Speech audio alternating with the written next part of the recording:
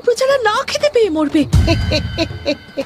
তুমি বুদ্ধিমতী। তাহলে আমাকে পরিত্রাণের পথ বলে দিন, কি করব আমি? তবে শোনো, তোমাকে স্বপ্নে দেখা দেয় যে সেই বুড়িকে তোমায় খুঁজে বের করতে হবে।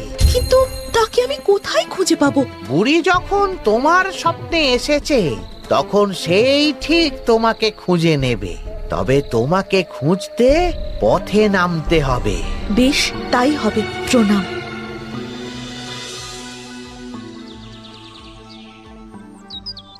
এরপর পিতাকে সব জানিয়ে রাজকুমারী ছদ্মবেশে বেরিয়ে পড়েন সোনা আর রূপোর সূঁচ নিয়ে।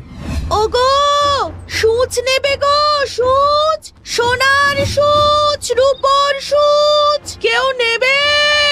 বলি লোহার ছুঁচ নেই? না গো, সবই সোনার আর রূপোর। লাগবে না, যাও। একটা সোনার দুল জোটে না, তা আবার সোনার সূঁচ। সোনার রূপোর সূঁচ আর কেই বা কিনতে পারে। অবশেষে হাঁটতে হাঁটতে রাজকুমারী পৌঁছে যান সেই বুড়ির বাড়ির কাছে।